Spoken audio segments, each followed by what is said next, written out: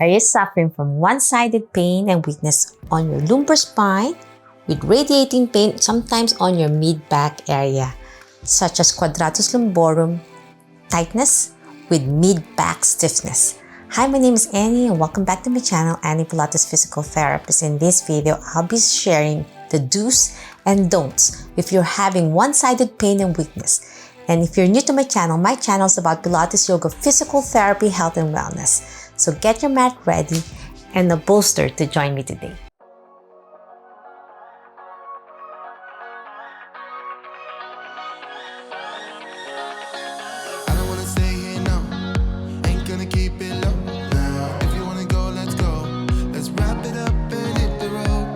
Okay, my friends, if you're new to my channel, I have a lot of videos about Quadratus Lumborum, and to learn more if you have this syndrome, if you're having tightness, stiffness, spasms in one side of your back, especially on your lumbar side, on your weaker side with weakness on your gluteus medius and maximus and minimus, especially in the hip, if you have injury on your joint, on your hip joint, then it causes pain and weakness and instability on your pelvic alignment. So to learn more about this, I have a video about Quadratus Lumborum, tightness, stiffness, where I discuss the anatomy and physiology about the muscle to make sure you have this syndrome. And also my recommendation is to see your local physical therapist or your primary care doctor before proceeding to any exercise program. And I have a gentle progression, the line video wherein I have a gentle progression utilizing dumbbells, and also the third video, which is the revive, which is an hour video. So it's a progression, making sure you do daily exercises at least 3 times a week if you can to start it. Start first and then slowly progress to a daily program until you find it easier before you progress to the next level. At least 2 to 3 weeks before you progress to a 1-hour video. The revive is a little bit more challenging with more hold isometrics, as I discussed why it's important to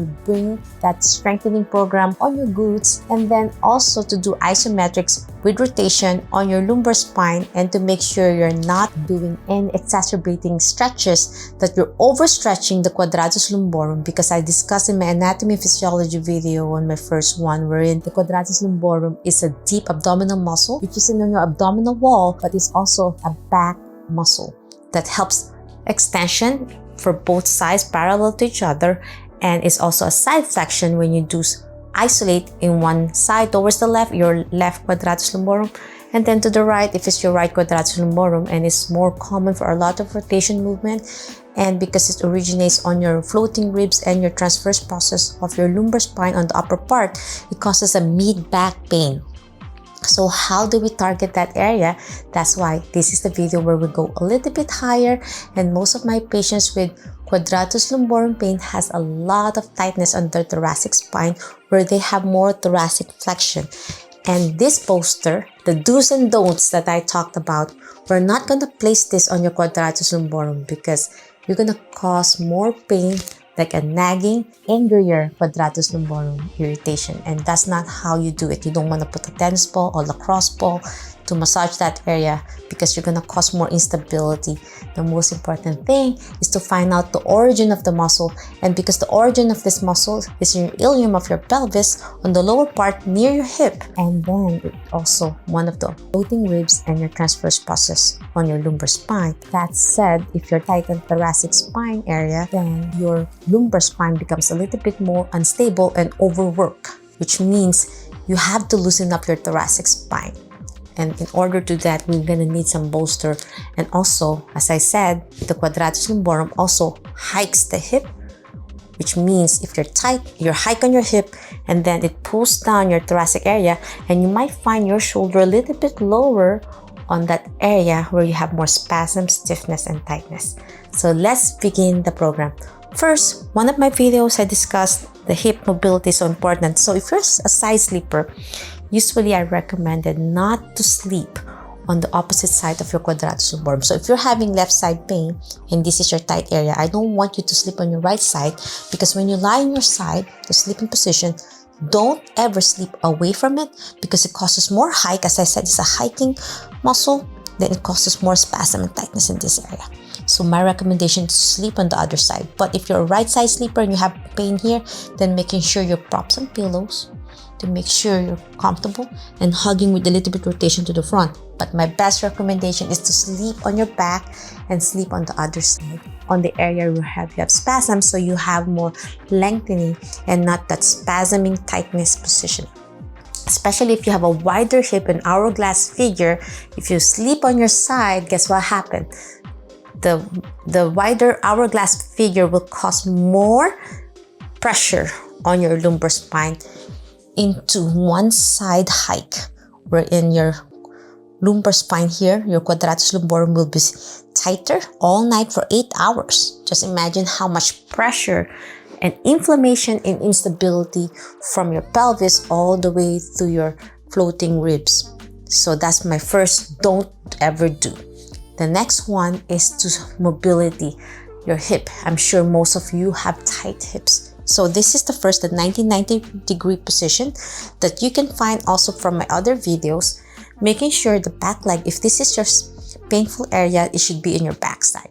90 degree on your hip, 90 degree on your knee, and then 90 degree in front, and your foot 90 degree.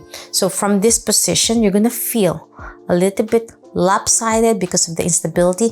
Use your hands for support to keep your back straight. You're gonna feel that hip groin area loosening up and opening that hip. Keep your back straight. Take a deep breath first. Breathing is important. Inhale, exhale. As you exhale, pull your belly button to your spine. Inhale, breath work. Foundation of your powerhouse of your body, your core. Breathe out. Inhale, expand, exhale. As I said, let's stretch. So Quadratus Lumborum stretch. This is a great way. So lean with your right hand over here and slowly reach over, opening that from your mid back, as I said, your ribs to open, the floating ribs. Open as much as you can. Exhale, breathe out. Inhale, go back to the center. Place your left hand back to the mat on your side. You're gonna feel a pinching pain a little bit, but you contract and then relax by reaching and breathe out. Now I'm gonna do a little bit rotation towards the front, diagonally. I'm reaching and reach as much as you can and breathe out. Inhale, place your hands on the mat. Exhale, reach forward diagonally away from that stiffness and tightness. You're gonna feel the opening up from your mid back, your lumbar, and then your hip groin area. Open that tightness and breathe out and reach as much as you can. My recommendation is start 5 seconds hold as you breathe in. Breathe out. Inhale. Sitting up straight in 90 degree positioning, or we call it mermaid position with the 90 degrees. Close kinematic chain stretch and reach. Rotation and overhead stretch. Hold it for 5, 4, 3, 2, 1, and then slowly progress to 10 seconds hold until you can do 10 repetitions. And after doing that, use the bolster to help you glide more for a deeper stretch. Place your hand on the bolster, inhale, and then you slowly slide on your right, breathe out. So this is a deeper stretch, and then slowly lift your left hand overhead, reaching the bolster, and breathe out. You want to make sure you have a stable shoulder. Again, inhale, sit up straight, breathe out. As you breathe out, slowly glide gently until it's on your elbow area and lie down on it with the contraction on your right side for stability. Lift your left hand overhead and stretch and breathe out. And then roll back up to sitting position. Now you're gonna feel that hip groin is loosening up. Your back muscles are a little bit more stable. You're gonna feel a little bit more engagement of mindfulness. Again, palms down, inhale through your nose, exhale, slowly lean to your right, roll, and then all at the same time, lift your left hand overhead until you can lie down both hands on the side and breathe out. 5, 4, 3, 2, and 1, and roll up. So that's the second exercise for a deeper stretch. And after doing that, as I said, don't place the bolster big no-no on your quadratus lumborum or lumbar spine. This is going to create an angrier and more painful back. Place it on the rib cage. So this is the area that's more stable. As I said, one of the origin of the muscle is on your floating rib. Just be careful on your floating rib because it's not as stable as the 10th to the first rib. So place it on your thoracic area. Lie on your side this time on your more spasm tightness quadratus lumborum, but not on the muscle. As I said, thoracic spine, elbow down. So in this position, you're going to do some beautiful pressure point release on the origin of the muscle.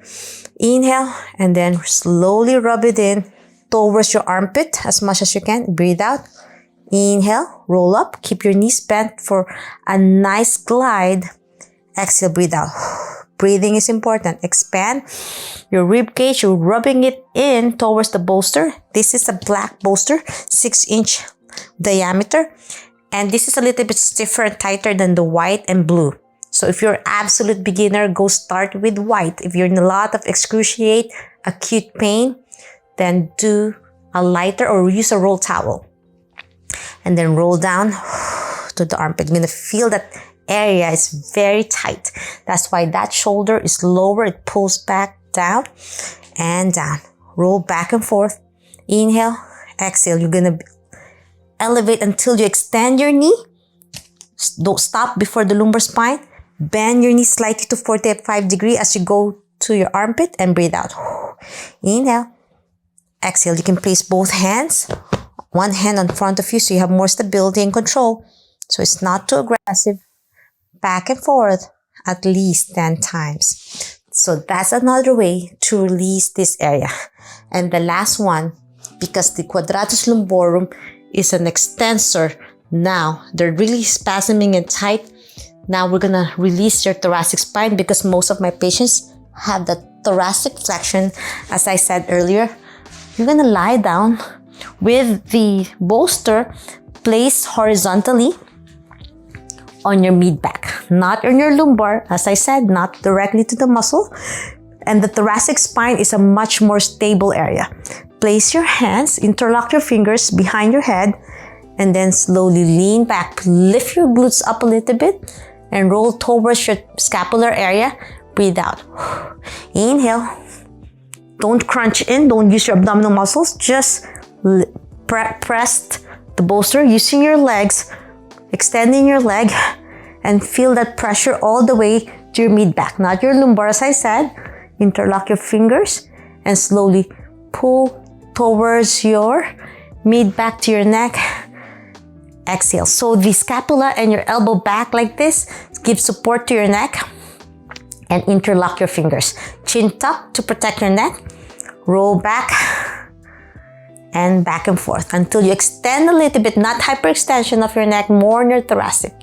Release that thoracic spine, back and forth 10 times, and you can progress to 5 seconds hold. You're gonna feel that beautiful release on your thoracic spine. So once you release that area, you have less pressure on your lumbar spine, you have more mobility in your thoracic spine.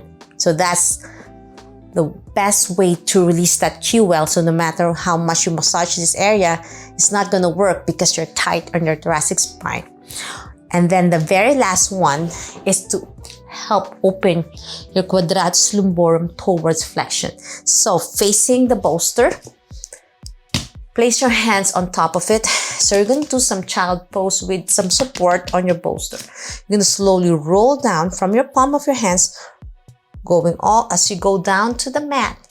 Roll down all the way down. Inhale, breathe out until it reaches your elbow area, and then your head is between your shoulder blade. So you're going to have a deeper stretch and really release that low back area in a child pose position. It's going to support your hips and your low back, and breathe out until you can place your forehead all the way down to the mat, and then slowly roll up. So the purpose of the bolster is going to give you a little bit lift, so it's not too close on the mat, especially for those with really tight quadratus lumborum and low back muscles. And roll down. down again. My recommendation is start 5 seconds hold until you can progress to 10 seconds hold, 10 repetitions. And do this once a day, especially if you've been sitting a lot. And if you've been sitting or standing a lot, my other recommendation is to get a SI belt to support your weak glutes if you have weak glutes, and that causes instability in your SI joint, that also causes pain on your Quadratus Lumborum instability. So that's why if you have unstable pelvis, that's another video you can watch about SI joint pain. And an SI belt is one of the best recommendations I give to all of my patients and those who are in my back masterclass program. So if you want to be part of it and learn more, if you have this condition, if you want to be guided safely and effectively, sign up on the early bird waitlist for a first come first serve basis, and you can join until I reopen again on May 26th. So if you want to be part of my next class, join the early bird waitlist for first come first serve basis. If you love this video, want to learn more about Pilates, yoga, physical therapy, health and wellness, please subscribe to my channel, ring the bell so you won't miss anything. Like and share this video. Every like you give to my channel, you are supporting me. And if you want me to do a follow along video on how to do this, leave a comment down below and I'll try to make the next video just for you. And I also have another course I'm making, Revive Pelvic Floor Health, for those postpartum, weak pelvic floor, umbilical hernia, or diastasis recti. Click the link on the description below and be part of my early bird waitlist, as I am going to launch it very soon. If you have any questions, suggestions, or concerns regarding this video, leave a comment down below or direct message me on my social media and I'll try my best to answer each one of you. To learn more about Quadratus Lumborum, watch this video over here. And if you want to do a gentle progression, watch this aligned video over here. Until my next video training, always remember, be safe, be well, and healthy you. Bye!